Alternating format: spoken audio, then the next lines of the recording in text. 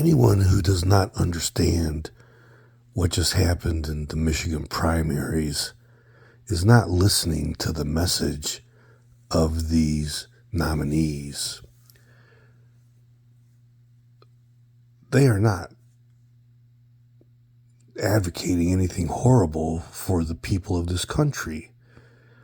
They're advocating that instead of sending the money overseas to Israel, to spend the money here in the United States. Israel has universal health care. Israel has free education. And that is largely because of the amount of money the U.S. sends them every year. If it is good for Israel, why would it not be good for the United States and the people here? The argument is it's too expensive to pay for that here in the United States. Yet meanwhile, look at all the money we're sending to the Middle East now to fight against Iran and to support Israel's, people call it genocide. You can argue about that, but I believe that's true, against what's going on in Gaza and southern Lebanon, the Golan Heights, and Israel's larger aspirations.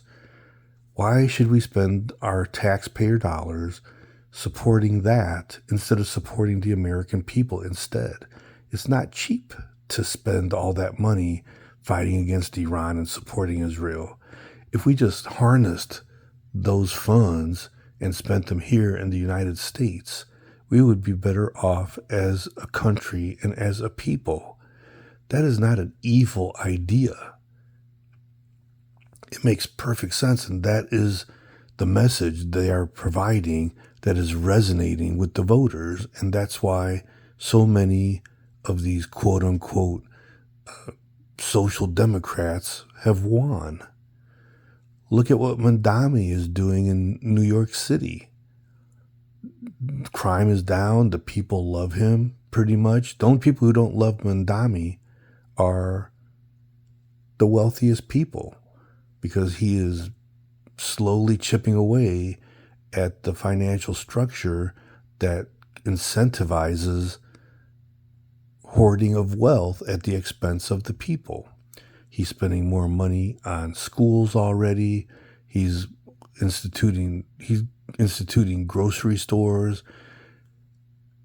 I don't know if any of you guys have ever heard of the phrase, let's see what it is, like a food famine, grocery store famine in the inner cities, where people are being forced to shop at gas stations for food items. Why can't we have grocery stores in the cities? And that's the kind of thing that the Mamdani policies are supporting. Instead of just following the name calling and the fear mongering, listen to the messages that these candidates are providing and decide whether or not you agree with them in principle. Think. That is all you have to do.